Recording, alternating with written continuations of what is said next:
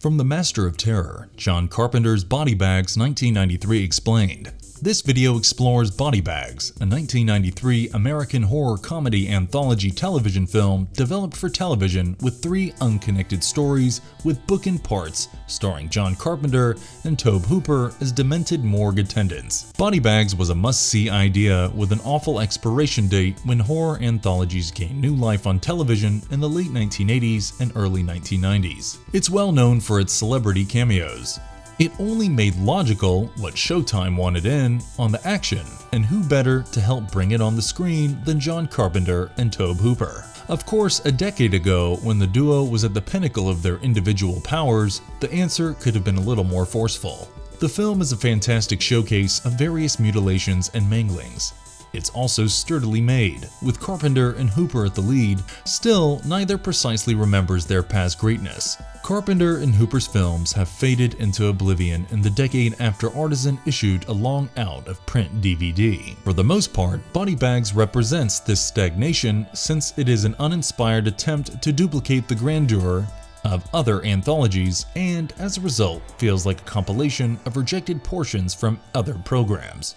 It is otherwise enriching, both in idea and execution. Body Bags is probably the most fun and absurd horror anthology since Creepshow. When it comes down to Carpenter and Hooper's bare bones, none of the film's segments approach anything resembling virgin territory. The first unfolds like an urban legend, the second is a silly little morality play, and the third combines medical horror of the possessed transplant variety with serial killer psychopathology. These parts rely heavily on a familiar tone of biting dark comedy. K&B's grisly effects work is slathered across every slab in this exceptionally crowded morgue. Before we go into our explanation, we have a very small request. If you like our content, please support us by subscribing to our channel.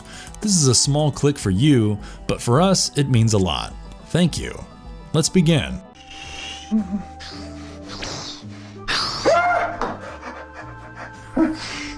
Zip yourself in tight. Body Bags 1993. A creepy-looking coroner tells 3 separate horror stories about his present job with cadavers in body bags. John Carpenter serves as our host, and it's amusing to see a man responsible for terrorizing so many people act so ridiculous here.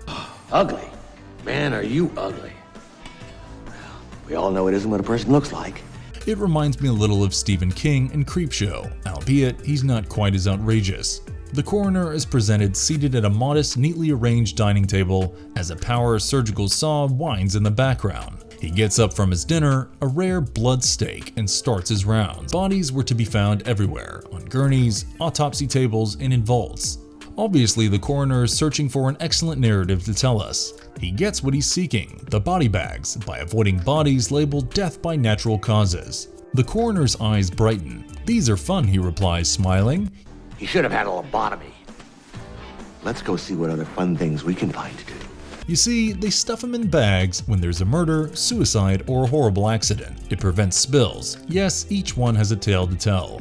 While 2 morgue employees take a coffee break, the coroner relates the first of 3 stories. However, when directing the first 2 episodes, Carpenter is back on familiar terrain. Body bags.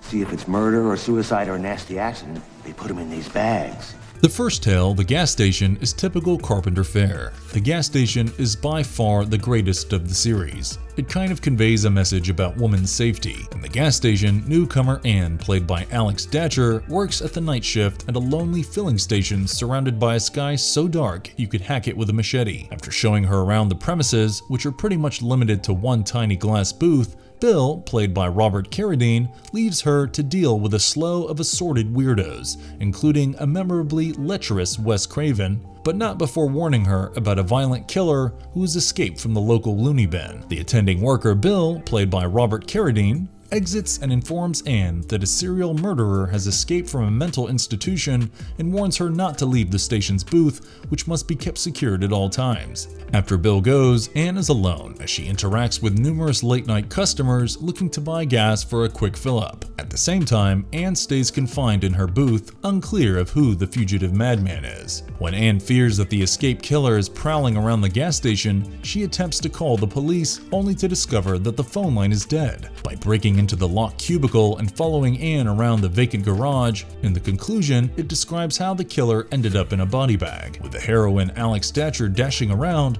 many twists, and a grisly dispatch of the maniac at the conclusion, he produces a good level of tension. Another of Carpenter's superb melodic compositions is used to accompany the program. The Miracle Shampoo. Miracle Shine will add new fullness and life to your hair.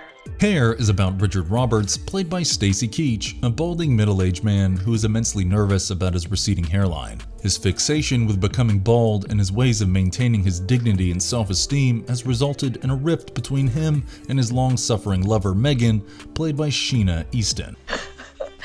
Richard, you're behaving like a baby.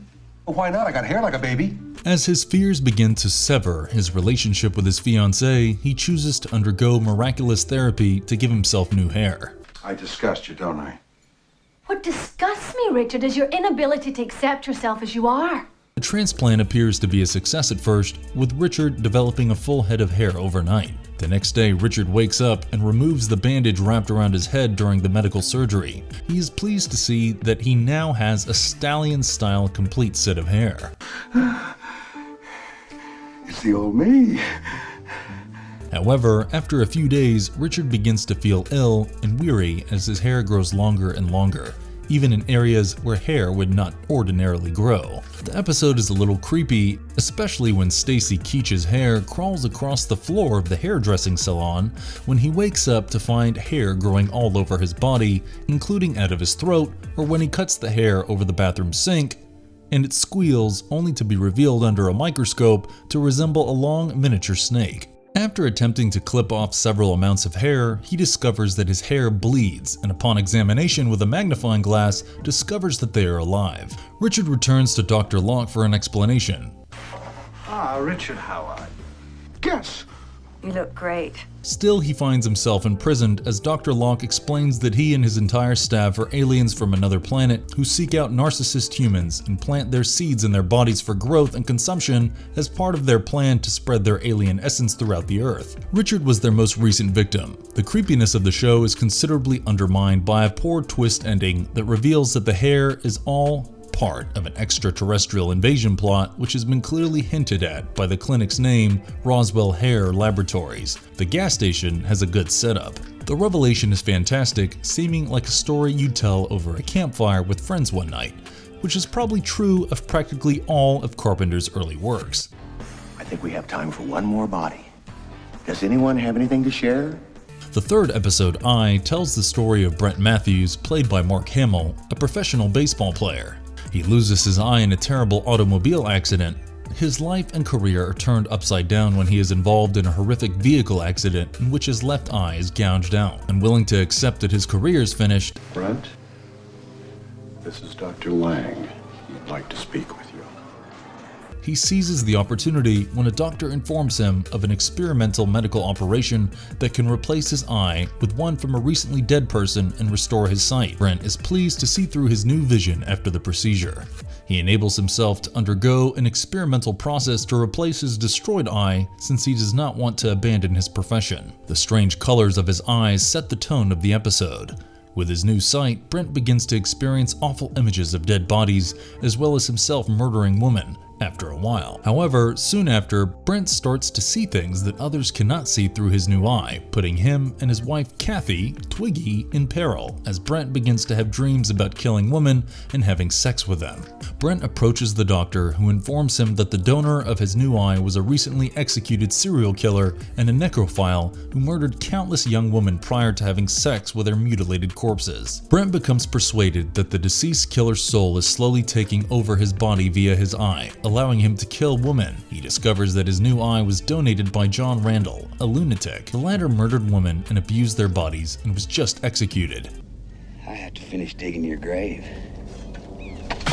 The horrible images result from Randall's spirit controlling Brent through his eye and allowing him to resume his murdering rampage. Brent, realizing it is just a matter of time until the killer reappears, stabs his donated eye with garden scissors, cutting his bond with the killer, but then he bleeds to death. While Eye is entertaining to watch, its last episode shares far too many parallels with Hair, which it immediately follows, even down to the ludicrous performance of a cameo actor as the transplanting doctor, this time with fellow horror maestro Roger Corman picking up the knife. Having said that, this is a unique and strange performance by Mark Hamill, who looks and sounds like you've never seen him before. The heavy-handed biblical quotations throughout the novel foreshadow the story's ending. Darkened by the smoke from the abyss.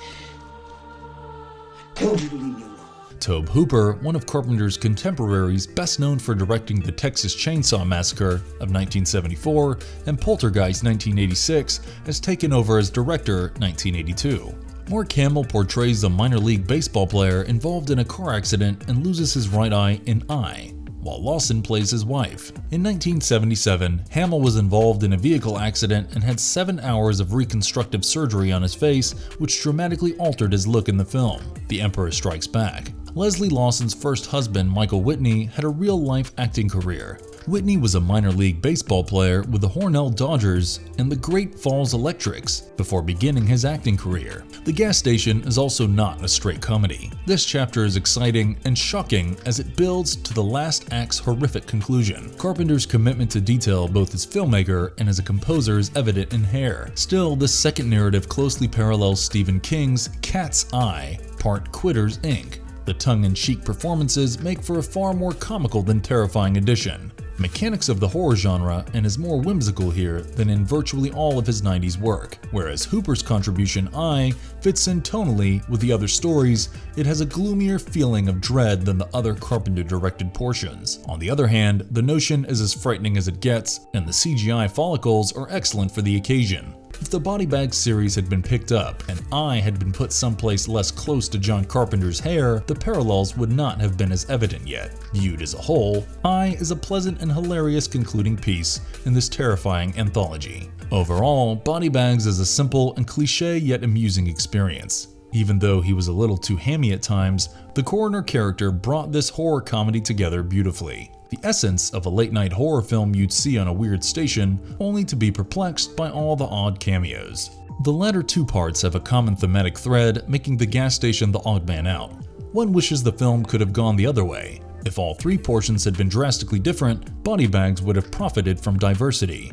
In an odd, serendipitous sense, John Carpenter is a director whose work appears appropriate for an anthology. Body Bags was created as a pilot film for what was clearly an effort to launch an anthology horror television series. Carpenter had a cult following in the 1980s thanks to classics like Escape from New York and The Thing. The notion of a Body Bags TV series failed to gain traction. Body Bags is totally a Carpenter affair, bearing his cheeky humor, spooky atmosphere, and a skillful wrangling of naturally fascinating character performers, with one piece directed by Tobe Hooper, who makes a cameo appearance in the picture. In some ways, the series' promise is damaging to the film itself, as the part plays with the simmering undertones of a squandered chance. The coroner has just finished telling the viewers his three stories when he hears a noise outside the morgue and crawls back inside a body bag, revealing that he has been a living corpse the entire time, as two other morgue workers begin to work on this John Doe corpse that was just delivered to them. Two men do an autopsy on him. When they take a pause, the coroner winks at the camera, his innards flowing out of him. Returning to the county morgue, the victim is now the coroner.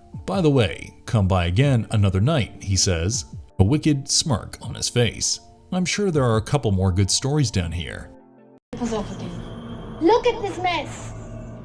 You make everything so hard for me, you... Why should you watch Body Bags? Body Bags is a fun trip into a strange and subversive horror, all wrapped up in half-hour drama that feels more like extended B-plots than a three-act narrative. It seems to me maybe I'm going a little thin on top myself. However, omnibus films are inherently inconsistent and at times unmanageable affairs. The power of the combined performances and the director's attention to the dynamics of visual narrative may be credited to the fact that Body Bags primarily works, despite the apparent absence of fresh material. Got my eye on you, baby. Oh, yeah. Body Bags, starring Robert Carradine, Mark Hamill, David Warner, Stacy Keach, Tom Arnold, and Deborah Harry adds a grinning awareness to its characters. Body Bags, maybe the anthology's most valuable asset, includes an outstanding ensemble of genre greats and horror icons over all 3 episodes and even the wraparound. Director John Carpenter's superb eye attends to every detail in every picture, from the bloodiest to the most peaceful. The inherent silliness of each scene propels the film firmly into the domain of comic horror while avoiding the pitfalls of the cartoonish camp. If horror anthologies or cinematic anthologies of any kind have a flaw, it's that the stories are meant to lead to an abrupt conclusion. Because the narratives are less intricate than a full-length feature, it's easy to anticipate the payoff coming long before it arrives. Body Bag's fundamental flaw is that, like Tales from the Crypt's Crypt Keeper, John Carpenter is not cut out to perform the whole ghoulishly cackling, awful puns thing as a narrator. Carpenter has never performed in front of a camera before, and his performance here is campy and very ridiculous. Furthermore, the tongue-in-cheek attitude to horror is diametrically opposed to Carpenter's films, which all take themselves seriously and aren't exactly known for their comedic elements. Body Bags is suitable as a whole, but it lacks cohesion. On the other hand, the film may have been a good compilation of warning tales about body alteration if it had a better start. That it doesn't accomplish either makes it difficult to shake the idea that this is nothing more than a half-hearted effort aimed more at capitalizing on a trend than anything else. Thus, Body Bags at least sounds like a classic synth-laden Carpenter. Its variety of entertaining performances and cameos is also a boon. Body Bags, if nothing else, convincingly replicates the carnival-style atmosphere of Tales from the Crypt and Tales from the Dark Side, even if it ultimately feels like a generic knockoff both. Overall, Body Bags is still a lot of fun, and it's packed with early 1990s horror with many famous names. Sadly, we didn't get a show or anything from this series, but it seems like this will last forever. There's a lot of suspense, a decent dosage of black comedy, and many outstanding performances. What began as a notion for an anthology series evolved into a relatively excellent anthology horror picture with the help of filmmaker John Carpenter. It's not the finest anthology film ever created. It's not even in the top 10 anthology horror films of all time. Still, it offers a pleasant horror journey with 3 stories of various quality and frequently abrupt shifts in tone. The Body Bags on Blu-ray is a lot of fun to see, with Carpenter's portrayal as the presenter of the wraparound parts, the coroner, being the genuine highlight of this anthology. And if you liked our content, don't forget to leave a like and subscribe to us if you haven't already. Have a good one and be safe. Thanks everyone. Uh-oh, better get moving. Nighty-night.